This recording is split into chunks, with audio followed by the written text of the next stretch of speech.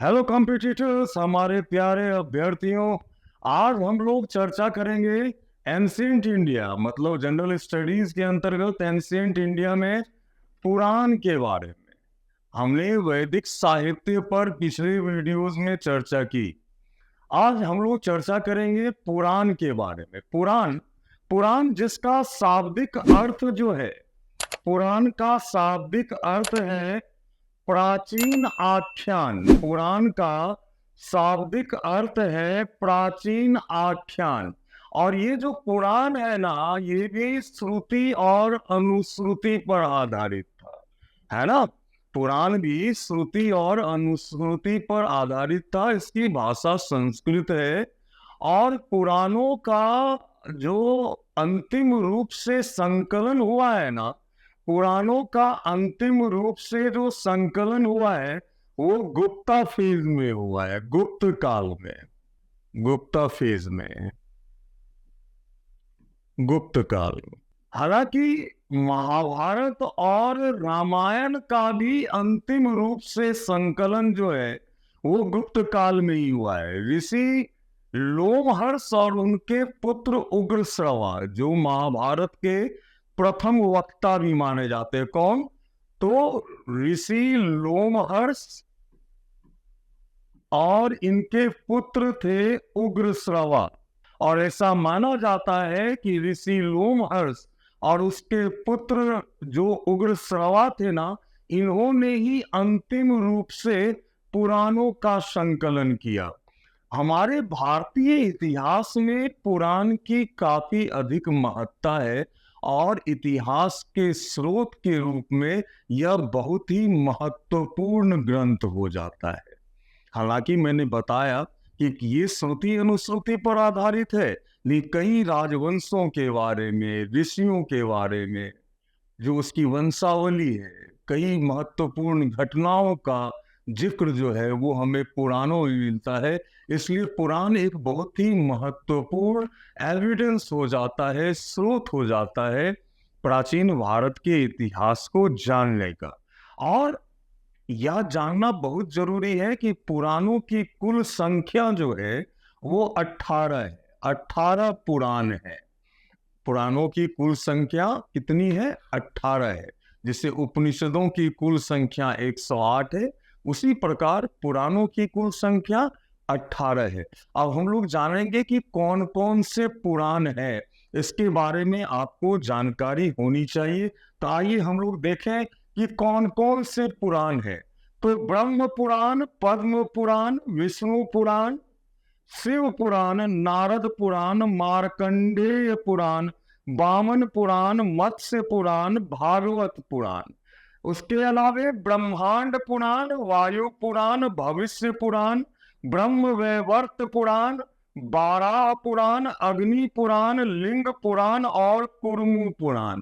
तो कुल 18 पुराण है, जिसका अंतिम रूप से जो संकलन हुआ था वो गुप्त काल में हुआ था। और ये करने का श्रेय जाता है ऋषि लोमहर्ष और उनके पुत्र उग्रश्रवा की टीम को। और इन्हें ही महाभारत और रामायण का भी प्रथम वक्ता कहा जाता है, क्योंकि महाभारत और रामायण का भी अंतिम रूप से जो संकलन हुआ वो गुप्त काल में ही हुआ, है ना। तो आज हम लोग जानेंगे पुराणों से संबंधित कुछ महत्वपूर्ण बातें। तो आइए हम लोग पुराणों से संबंधित कुछ महत्वपूर्ण बातों को जाने। तो ये तो हम लोगों ने जाना कि पुराणों की कुल संख्या जो है वो 18 है ना। और गुप्त काल में अंतिम रूप से इसका संकलन हुआ। गुप्त काल में चंद्रगुप्त द्वितीय के दरबार में एक बहुत ही उनके नवरत्नों में शामिल थे अमर सिंह। अमर सिंह बहुत बड़े विद्वान थे जिन्होंने अमर कोश की रचना की है। और अमर कोश में पुराण के 5 लक्षण बताए गए हैं। 5 कैरेक्टरिस्टिक्स, 5 लक्षण बताए गए हैं। तो ये लक्षण क्या क्या है भाई, तो ये जानना जरूरी है। तो पहला है सर्ग, दूसरा है प्रतिसर्ग, तीसरा है मनवंतर, चौथा है वंश, पांचवा है वंशानुचरित, तो अमर कोश में पुराण के 5 लक्षण बताए गए हैं। सर्ग, प्रतिसर्ग, मनवंतर, वंश और वंशानुचरित। अब ये जानना जरूरी है कि ये है क्या, क्योंकि एग्जामिनेशन में एक तरफ ये लिखा रहेगा, दूसरे तरफ इससे संबंधित जो तथ्य है वो लिखा रहेगा, उसको मैच करने भी आप लोगों को दिया जा सकता है। तो सर्ग क्या है?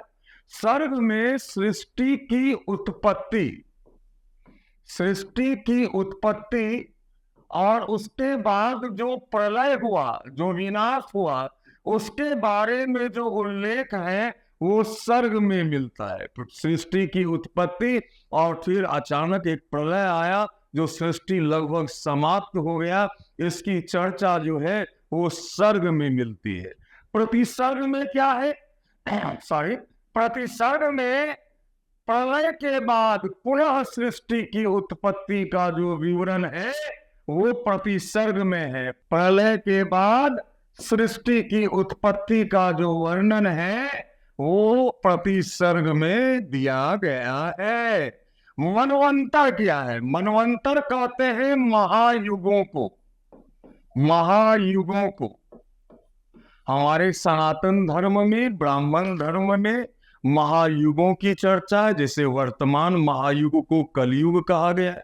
राम के समय सतयुग था, त्रेता युग था, है ना, कलयुग है। ये सब महायुग है जिसका विवरण जो है वो हमें मनवंतर में मिलता है। क्लियर है? अब हम लोग जानेंगे नेक्स्ट जो लक्षण है, दैट इज वंश। वंश में ऋषियों और देवताओं की वंशावली दी गई है। वंश के अंदर ऋषियों और देवताओं की वंशावली दी गई है। किसमें? वंश में। और वंशानुचरित में राजवंशों की वंशावली दी गई, राजवंशों की वंशावली। ये बहुत ही इंपॉर्टेंट है और डिफरेंट एग्जामिनेशन में, डिफरेंट कंपटीशन में, चाहे वो आईएएस हो या स्टेट पीसीएस हो या एसएससी का एग्जाम हो, सामान्य अध्ययन में यह प्रश्न अक्सर पूछा जाता है यहाँ से। और ये बहुत ही इंपॉर्टेंट सेक्शन है, इसलिए आप सारे अभ्यर्थियों को मैं यह कहना चाहूंगा, इसे आप लोग पूरी तरह से जाने और समझे। किसे? सर्ग, प्रतिसर्ग, मनवंतर, वंश और वंशानुचरित, है ना। और ये लक्षण किसने बताए हैं?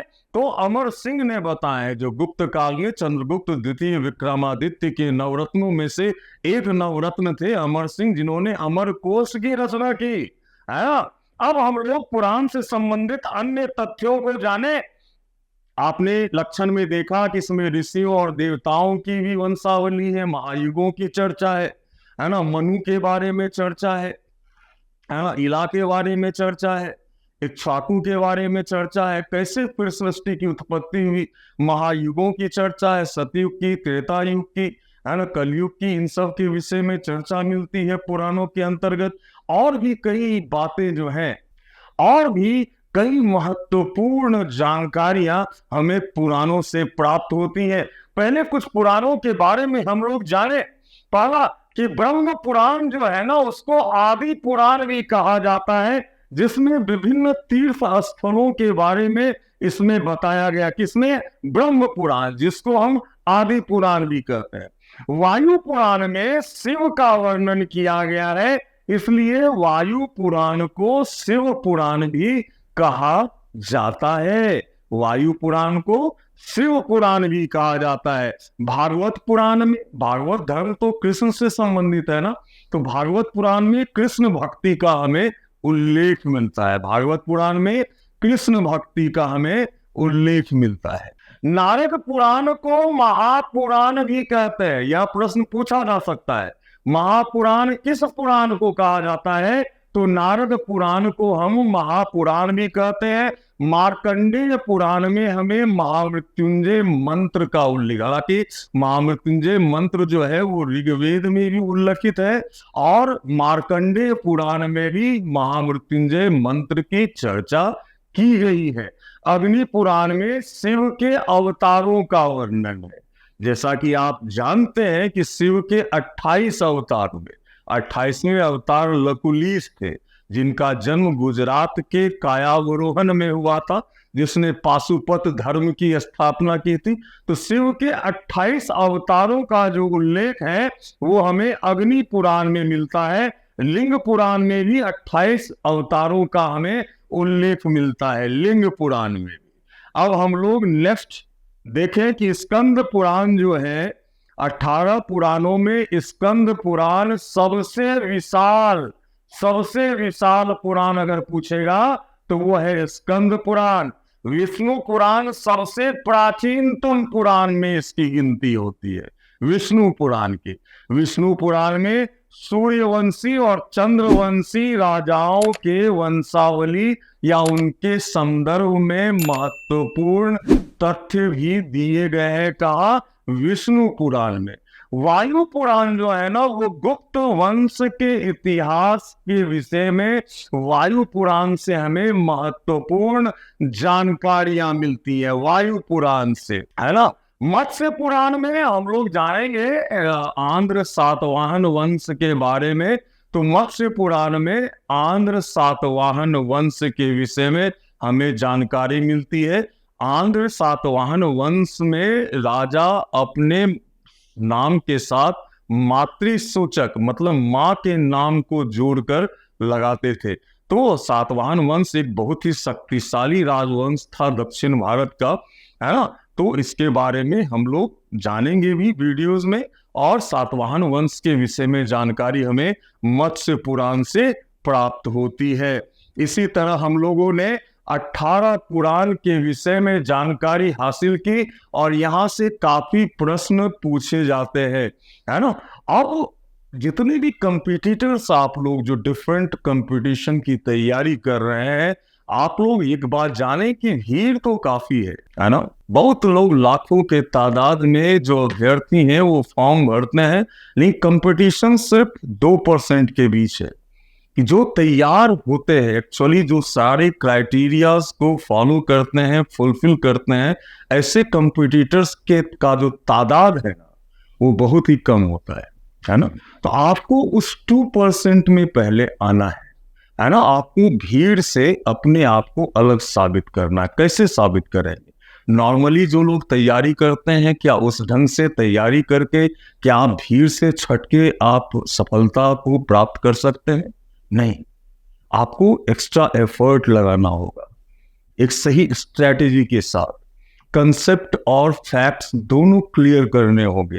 हालांकि आजकल ऑनलाइन क्लासेस की भरमार है, और कई लोग जो है वो गाइड टाइप का या जो मार्केट में गाइड है उस तरह से पढ़ाते हैं या स्टूडेंट को कन्विंस करने की कोशिश करते हैं, लेकिन नहीं, इस तरह से आप फुलफिल नहीं करते हैं उन क्राइटेरियाज को जिस पर आपका सिलेक्शन हो।